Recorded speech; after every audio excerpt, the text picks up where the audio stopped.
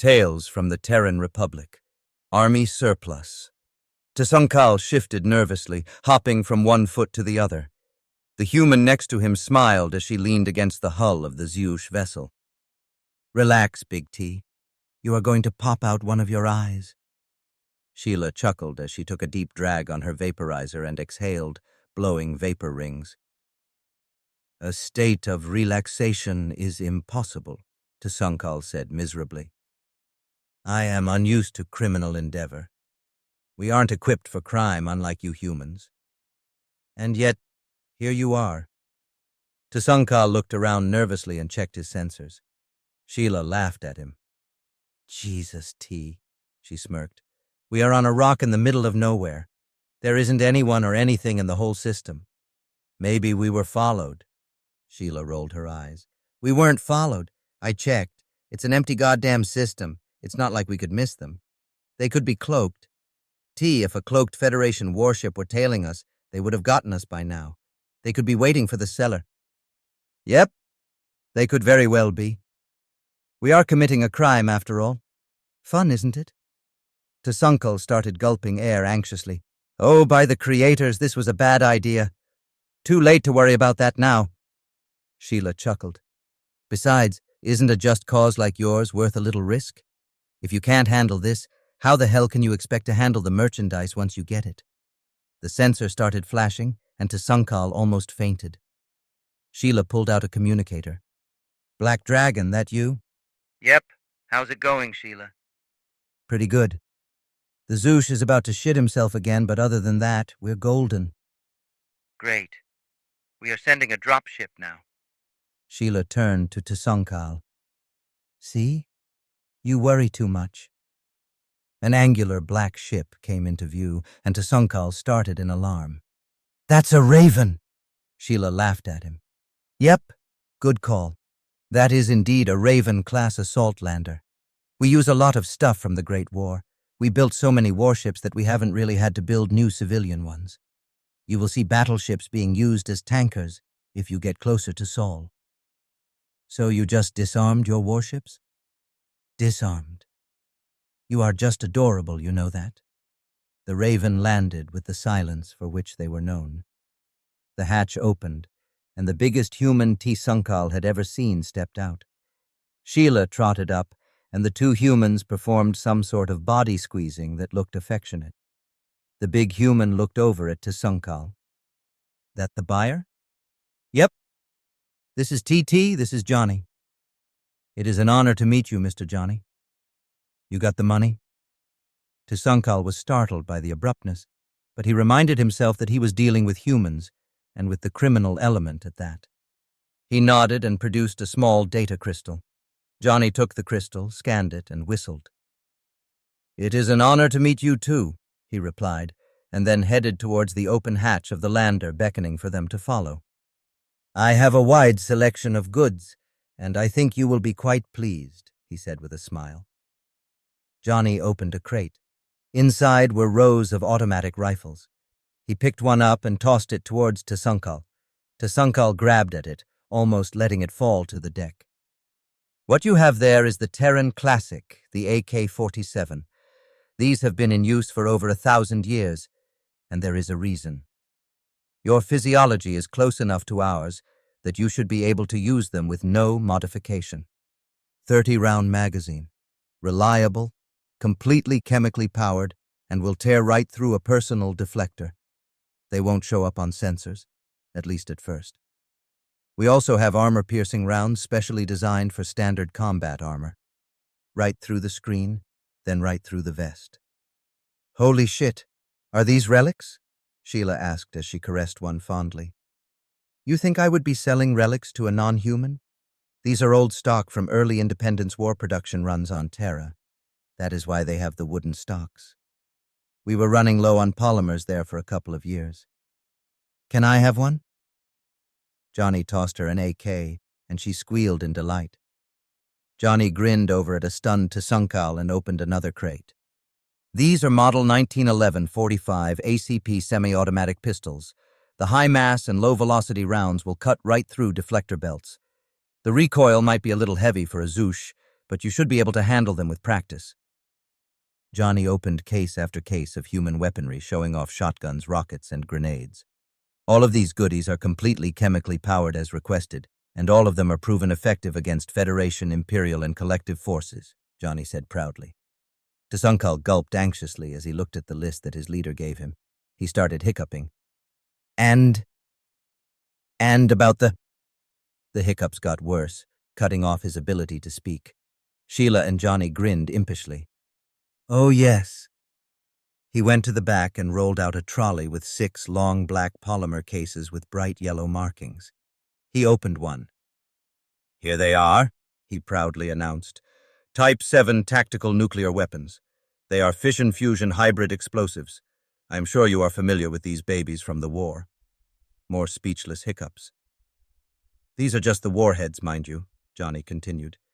You will have to find a way to get them where you want them to go, boom. Sheila sighed nostalgically as she ran her fingers along one of the cases. She looked up at Tsunkal with misty eyes. Oh, you will like these. Tsunkal was about to pass out. The transaction went smoothly, and several more ravens landed loaded with arms. Sheila inventoried the goods and checked off the shipments. That was actually Tsunkal's responsibility, but he needed a little break and was sitting on a crate of AK-47s breathing heavily into a respirator. Okay, T, you are all set. Everything is bought and paid for. Schematics, tutorials, and the like are on this, she said as she handed him a data crystal. Hey, Johnny, can I hitch a ride with you? Sure thing. Hop on, Johnny replied. Tsunkal was confused. You aren't continuing to travel with me? He asked. On a ship full of illegal arms, including nuclear weapons, that is heading through Federation space? Are you out of your fucking mind? Later, Tater. Sheila waved as the Raven's hatch closed, leaving a desperately gasping and hiccuping Tsunkal holding his head in despair. I hate humans, he mumbled between hiccups. Tales from the Terran Republic. Damage control. Ambassador John Wintersmith sipped coffee as he watched his holo monitor. Scenes from the Zouche Civil War were playing on just about every Federation news channel. Blown-apart troop transports, shredded habitation pods, crashed landing craft, and of course, pixelated dead Federation peacekeepers had been playing damn near 24 hours a day for the past few days. He smiled. It was the standard Federation clusterfuck. Now the Zouche government forces screwing the pooch he could understand. But the Federation should have learned by now. He turned to an uncensored Federation government feed to watch actual combat footage and nodded approvingly. The Zouche were pretty damn good shots. He had no idea who supplied them, but they had clearly bought the good stuff. They were using front-line hardware, especially those armor-piercing rounds. Those had to be late-generation stuff, at least Mark 12s from the looks of the carnage. The feed suddenly shifted to a static-filled picture of a mushroom cloud rising in the distance. John's smile faded. Who the fuck sold them nukes? One political incident coming right up. He pulled out an edible from the desk drawer and consumed it, savoring every morsel. Grandma made the best brownies. Another mushroom cloud popped up, then another. Fuck. He picked up the analog telephone on his desk and called his secretary. Good morning, sir. Have you been watching the feeds? His Kalesh secretary lisped with undisguised amusement. Yes, I have. Get me in touch with Terran intelligence. I've already started the process. John smiled again. Good old Toby, annoyingly efficient as always. A few minutes later, his phone rang. Hey, John, this is Helen. Helen, hi. The Zouche just used nukes. Is there something you need to tell me? They didn't get them from us, if that is what you're asking. Any ideas? Nothing confirmed. We do know that Sheila Donovan was recently seen in the company of an unknown Zouche, though, Helen replied. John groaned. Can we just arrest her already? For what? Having lunch? We don't have shit on her. We never have shit on her. You guys are intelligence, right? Can't you just make the problem go away? Since the shooting stopped, we are avoiding extra-legal solutions, especially after that fiasco on Io.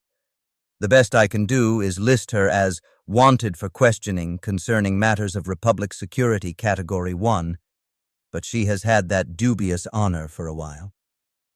Ambassador, Counselor K. Shalta is here wishing to speak to you urgently, Toby said over the intercom.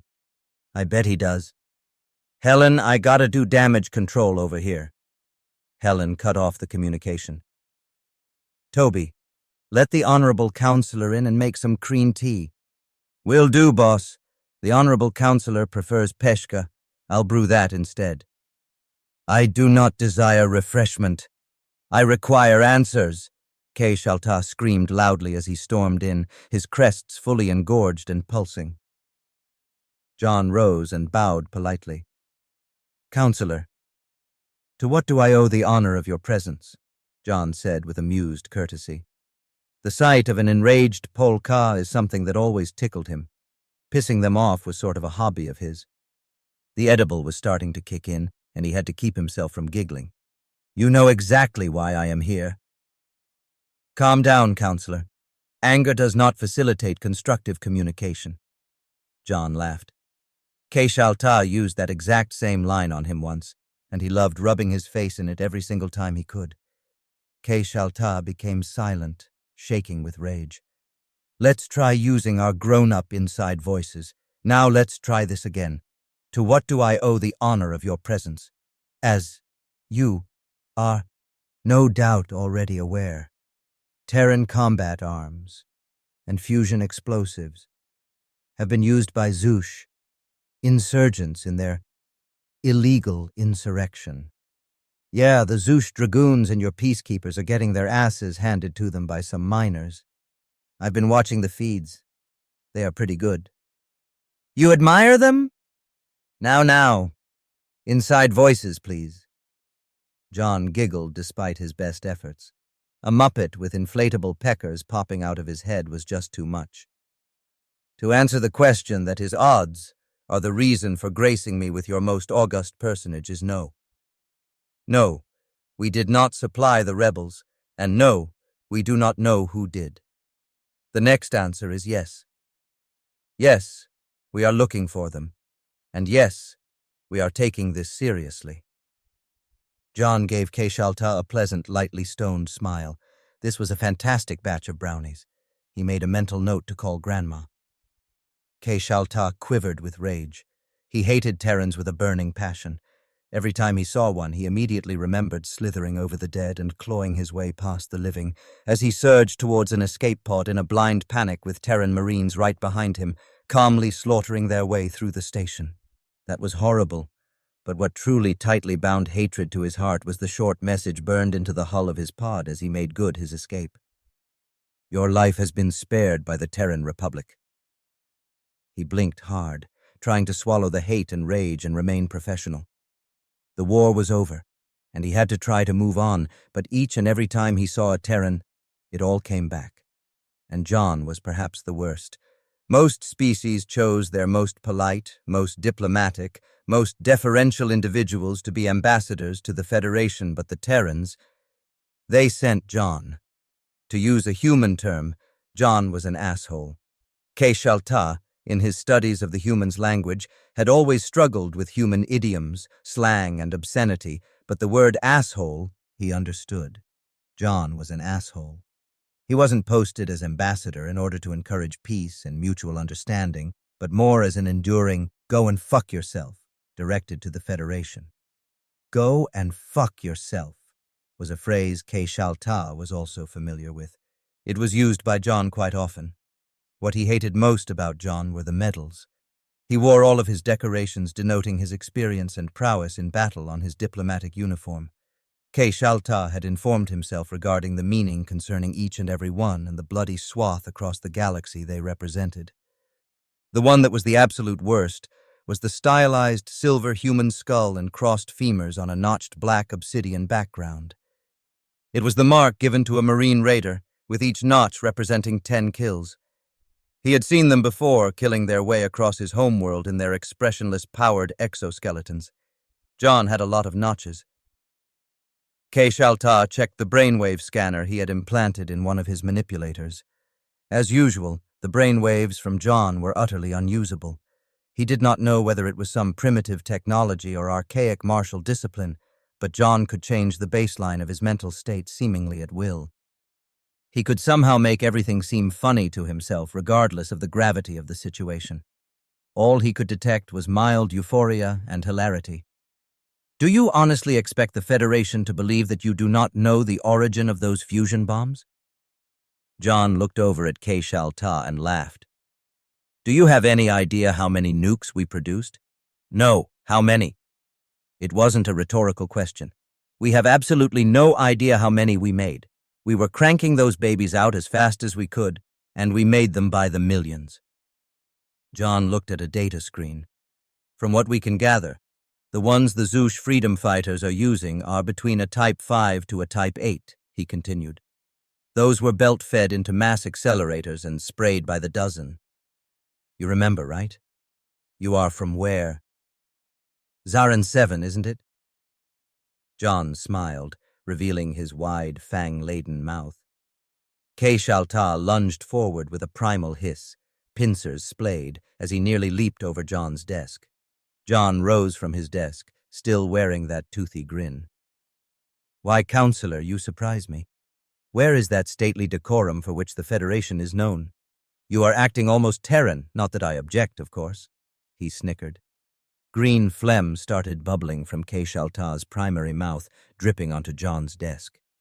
Ke-Shal-Ta, shuddering with rage, drew himself up to his full height, and without bothering to wipe the rage phlegm from his face, said, The Federation is disinclined to believe that the distribution of fusion weaponry to those acting against the Federation is accidental and is in fact deliberate. We view this as an act of war. Okay, sounds good to me, John said with a giggle. Ke-Shal-Ta blinked in shock. Do you not realize the gravity of my statement? Sure do. John picked up his toppled cup, went to the coffee maker and poured another drink. Let me explain something to you. He took a long, slow sip. A lot of Terrans think that the war ended way too soon, including myself. A lot of us think that we should have kept going, myself included. A lot of us, including myself, view sneak attacks, especially when we were already weakened due to a conflict with the collective, to be a dick move, and would love, truly and deeply love, watching the entire Federation burn. So forgive me if I don't throw myself down in front of you begging for the almighty Federation to spare us lowly, backward, primitive humans. John advanced towards a bubbling and spluttering Ke-Shal-Ta. If you want to declare war, go right ahead. I'm begging you to do it. He continued his advance, backing Ke-Shal-Ta into a corner. So the way I see it, you have two choices. You can declare war over some surplus from a war that you started coming back to bite you in the ass, or you can take your bullshit threats and fuck off. Tales from the Terran Republic. Precious cargo. Something's wrong. Something is really, really wrong, a young Zouche cried as it nervously paced back and forth. By the creators, Skashal, you need to calm down. You are going to have an evacuation of your bowels, Tsunkal said, as he lounged on a large shipping crate sipping on a juice box. She will be here. She is late. She is less than 1 hour late. We are traveling unimaginably vast distances with the intent of intersecting our paths on this desolate dustball of a planet at this precise moment in the entirety of time. If you think about it in a cosmic sense, the fact that it is possible at all is truly mind-blowing. What exactly is in that juice box? Skashal asked dubiously. Tsunkal just laughed at him. Skashal fidgeted uneasily. They warned him that Tsunkal was insane. He thought it to be an exaggeration since Tsunkal seemed so calm and personable, but the fact that he was still so calm and personable was proof positive that everyone was right. Skishal, I was nervous as the 12 hells the first few times I did this. In fact, I hiccuped and shat the whole way. It gets easier. We have had to run the blockades for weapons and now have to for even more important reasons. He casually pointed with one of his secondary manipulators towards the ship. At least put on a brave facade for the passengers. We are courageous freedom fighters, and it wouldn't do for one of us to literally poop their pants. You pooped your pants.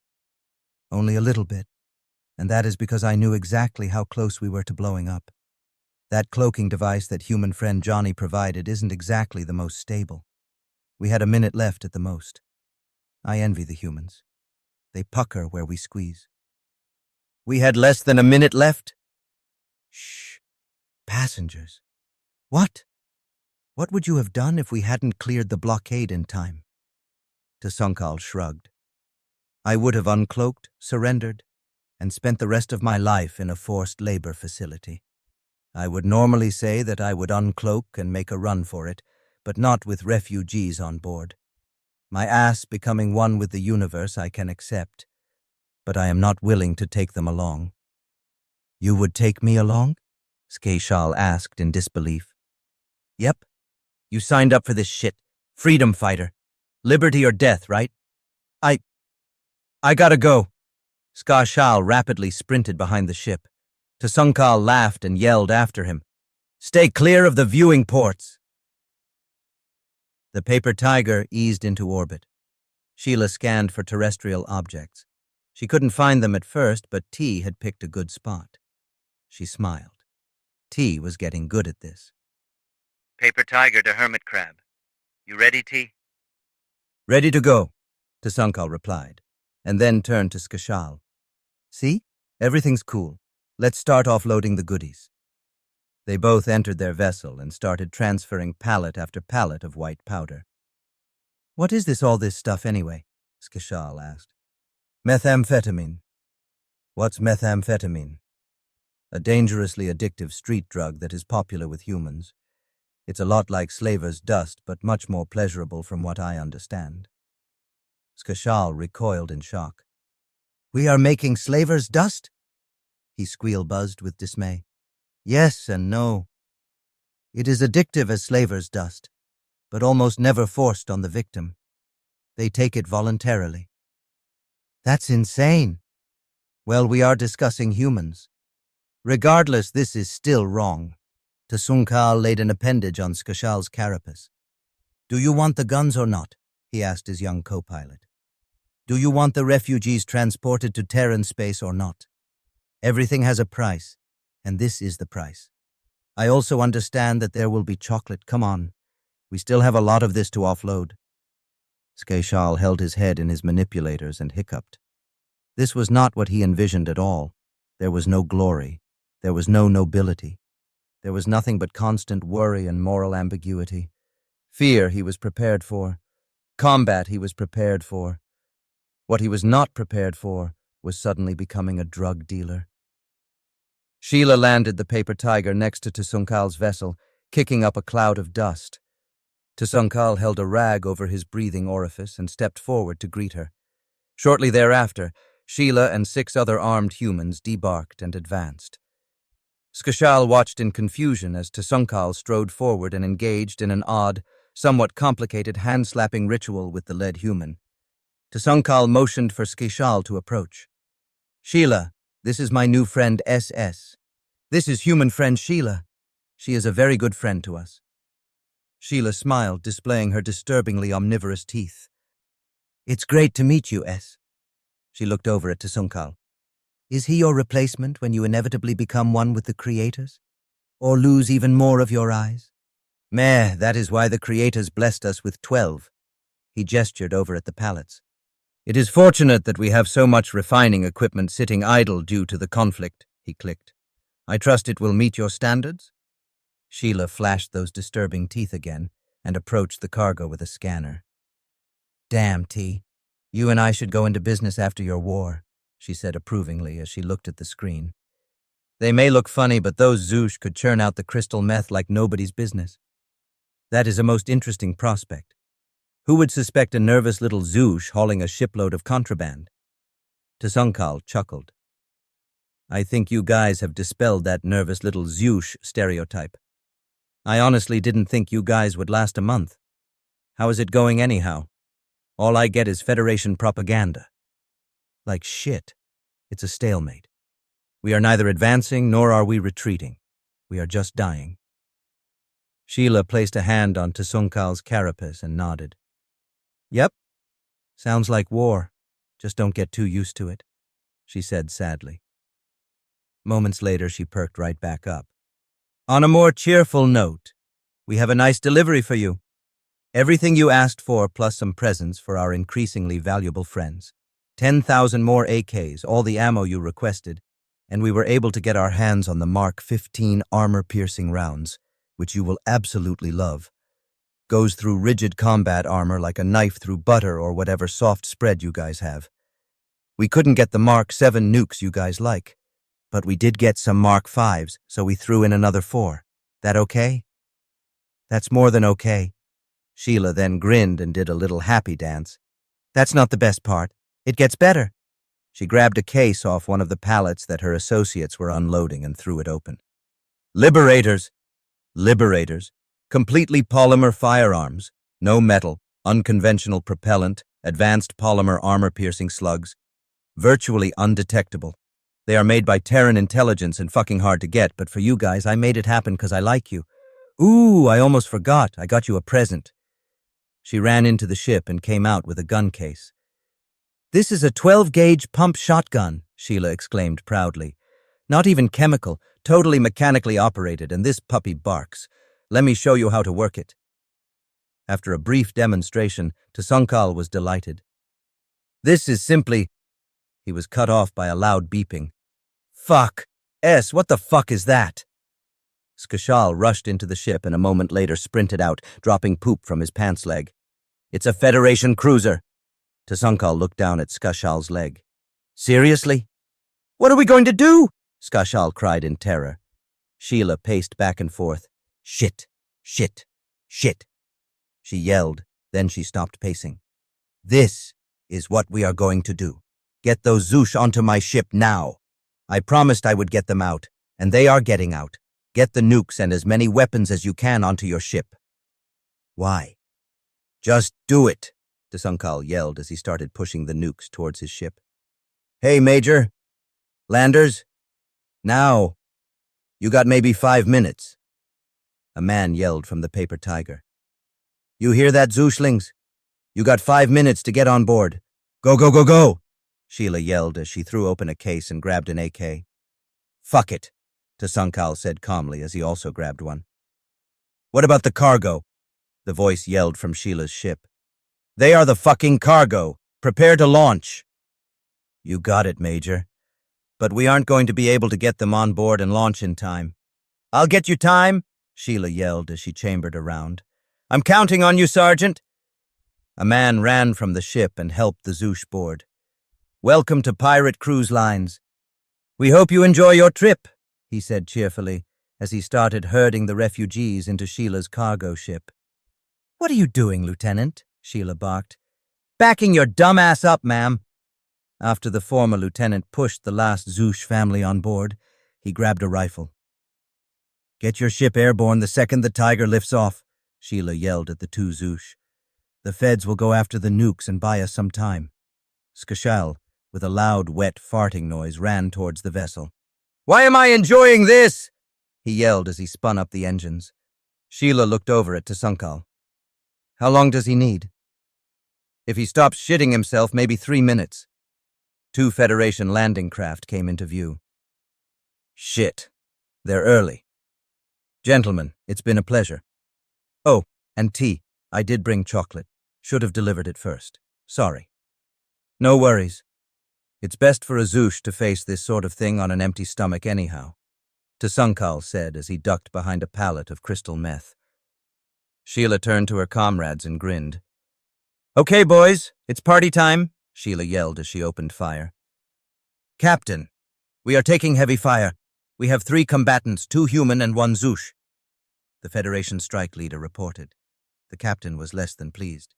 There are only 3 of them, so what is the issue? They have us pinned down and bang, we are taking bang casualties. Brrrt. Request permission to use lethal force. Negative. We need them alive. We need to know the source of the nuclear weapons. Then we need Captain, this is Strike Sergeant X Klong. The strike leader has been severely injured, and I am assuming they have grenades. Assuming bang, assuming command. Sir, the ships have launched and are heading in opposite directions. They have rockets. Get away from— Boom. Sir, we have just lost a landing craft. Sigh. Very well, Sergeant. Withdraw to defensive positions and await reinforcements. Yes, sir. Boom! Sir, we just lost the other lander. The captain mumbled obscenities under his breath and pressed a button on his console. Yes, Captain. Send every damned Marine we have to the surface now. Get a lock on the vessel with the nukes and fire an EMP. We will board it once we deal with the surface. Yes, sir. I'm trying, sir. Trying? His evasive maneuvers are— Wait. I got him. Sir, the other vessel has jumped to hyperspace. Yes, exactly as they planned. The captain growled. Sheila awoke, greeted with a splitting headache. She groaned and rolled over to discover that she was sharing a cell with her compatriots. Fuck! Ow! Is it just me, or have they dialed up the stunners? She mumbled. Tsunkal painfully flopped over. It wasn't so much the setting as it was the number of times we were shot. I know for a fact you caught a couple after you were down. I think they were somewhat displeased with you. Those assholes. Sheila grinned. I wonder why they could possibly be angry with us. Indeed. They have absolutely no sense of humor. Ow. I think I cracked my carapace. The lieutenant groaned faintly. Sheila weakly kicked at him. Dumbass. Big fucking glorious dumbass, she said proudly. Ambassador Wintersmith was having lunch when he got the news. The fucking Federation actually did something effective. They had caught her. Not only had they caught her red-handed, but they caught 2 Zyush, who were paying for guns and nukes with crystal meth of all things. He was mystified how the feds managed to pull it off, but the important thing was that they did. Now all he had to do was collect her. The Terran Republic had a whole lot of questions for that bitch, and there was no way she was wiggling out of this one. So he quickly boarded his diplomatic craft and headed for Fed Security Station 12, where his prize awaited. He arrived to find Sheila, an unknown human male, and 2 Zyush, all of which looked scorched and groggy. He turned to the guard, a burly Threen. What happened to them? Nothing. They were just shot with stunners, repeatedly, numerous times, including 2 incidents while in custody. The female is a biter. So is one of the Zyush. Good, John said with a smile. Zap them a few times for me. Oh, where is the security chief? I am here to take custody of the Terrans and would like to request the right for myself or a representative to be present for the interrogation of the Zyush. The guard shifted uneasily. John's good mood started to evaporate. What? It's not my place to say, Ambassador. Well, it is mine, said an unfortunately familiar voice behind him. John's good mood was officially gone. Reminding himself that what he really wanted to do was definitely not a good idea, John turned around and there, every pecker on his goddamn Muppet head fully inflated to the point of bursting, was Counselor Ke-Shal-Ta. Behind him were 2 humans in Federation uniforms. John snarled and unconsciously stepped forward. There was nothing in the whole universe more hated by a Terran human than a Federation human. Those collaborating bastards were in no small way responsible for the trumped-up bullshit charges that the Federation used to justify their attack and were exceedingly helpful in making that attack a success. John had murder in his eyes, so much so that Ke-Shal-Ta's pecker crest deflated slightly. If the ambassador behaves in any way that could be considered violent, you have my authority to use any force necessary to resolve the situation, he said to the increasingly uncomfortable Threen. The Threen slumped. Just 2 more hours. Just 2 more fucking hours, and his weekend would start, and he did not need this shit. The Threen had dealt with Terrans before during the war. He did not want to do it again. Those fuckers were evil. 2 hours to go, and now he had the perfect storm of a Terran human and 2 Federation humans. That Terran might be an ambassador now, and he didn't know Terran heraldry. Still, he was pretty sure that they didn't hand out decorations featuring what were clearly skeletal remains of some sort for organizing the office charity drive. Yes, Counselor, he said about as miserably as a Threen could. What the fuck are you doing here, Counselor? John hissed. I am here to facilitate the transfer of these prisoners. All of them. What the fuck are you playing at K-Shalta? He glared at the humans and saw Federation intelligence designations on their uniforms. I am not in the mood for your bullshit right now. Nor I yours, the counselor said with undisguised glee. Now, please be a good ambassador and step aside. Like fuck I will. They may be scum, but they are Terran scum, and I am here to haul their asses off to Terran space for questioning. Oh, you mean these enemy combatants? John blinked. What? Oh, didn't you hear? They bore arms alongside dangerous Zeush insurgents in a direct armed conflict with Federation forces. That makes them enemy combatants, K-Shalta said in the most condescending tone he could muster. They are directly involved in a current armed conflict with the Federation, and as such are valuable intelligence assets. That is total bullshit, and you know it. In accordance with Statute 7 of... Stick Statute 7 up your ass. This is not over. Yes, Ambassador, it is. Now, these nice intelligence officers will take custody of these enemy combatants and rigorously interrogate them. After that, we will share any pertinent information at our discretion, of course. Counselor K-Shalta cackled with glee. Counselor, one of the Federation agents quietly said, and then nodded toward John.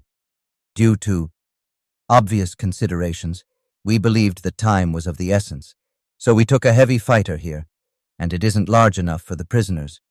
We would like to requisition a larger ship for transport of the prisoners and guards necessary to secure them. Of course, Agent. You have my authority. Just report to the transport office. Counselor, we are taking them to a black site, and it would be best if you signed for it directly for security reasons.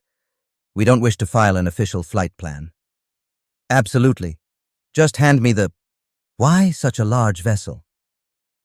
Unfortunately, after examining the vessels available, it is the only one large enough to meet our needs. Admittedly, it is much too large, and we apologize for the inefficiency, but rather than arrange for something more suitable, we believe it's for the best. The Federation human glanced at John. I believe it best for us to transfer the prisoners immediately. That makes sense? The counselor quickly signed the tablet and grinned at John, utterly unaware of how close he came to dying just then. Thank you, counselor. We will take the prisoners now. Sheila and her cohorts were led away. John stood there motionless for some time, much to the concern of a certain Threen. The next day, John was in his office, absolutely enraged. His calls either went unanswered, or he got a bland response that was basically what the counselor had already told him. The icing on the top of the cake was when his superiors told him to drop it. Apparently they had concerns that it could become a real diplomatic incident. It seemed that everyone thought the easiest answer would be if the whole problem just went away, even if it meant leaving Terran citizens in the hands of Federation traitors. Everyone was satisfied. Everyone except John, of course. Yes, he had inquired about making her go away before, but handing her over to the traitors? He wouldn't wish that on any Terran. He wasn't going to let this one go. Career be damned. Just as he grabbed the phone for yet another round of calls, his intercom buzzed. Ambassador, Toby said hesitantly. Counselor K-Shalta is here to see you. Show him in, John snarled. Ambassador, the counselor said, his voice just dripping with glee. I understand that you are still engaged in a futile attempt to somehow manage to change the situation. Now I would normally let you scream and flail until the end of time, but I am getting tired of taking calls about it. You will not win. Those Terrans will be in the Nigerian detention facility until the end of time. John blinked. The what? The what facility? The Nigerian detention facility. John blinked again. Have you ever actually heard of the Nigerian detention facility before? John asked. No, of course not. It is a black site operated by the humans. You have heard of black sites before, I trust. I understand it's an underhanded human way to bypass troublesome regulations. Oh, I have heard of something like this before, John said, trying desperately to suppress a grin. Not that it's any of my business, but exactly how big of a transport vessel did the agents requisition? I see no harm in telling you. It was a Class 12 medium cargo vessel. John couldn't help but chuckle. That's a pretty big ship. Great jump range, too. Very nice. Did they request anything else? Maybe something like an off-the-record small loan or service in exchange for large rewards that sounded perfectly reasonable considering the circumstances? Absolutely not. And I would report such an offer if they did. Corruption is a Terran phenomenon, the counselor said with just a bit too much conviction. John smiled and leaned back in his chair. Well, I know when I am beat. I guess I will just have to accept things the way they are. John laughed. Have a great day, Counselor. Counselor K. Shalta refused to be deceived by the wild hilarity displayed by his brainwave scanner and proudly strode, crest fully erect, out of Ambassador Wintersmith's office. Once he left John, let out a long, contented sigh and pressed the intercom. Oh, Toby, would you pretty please get me Terran intelligence on the line? They are not going to believe this one.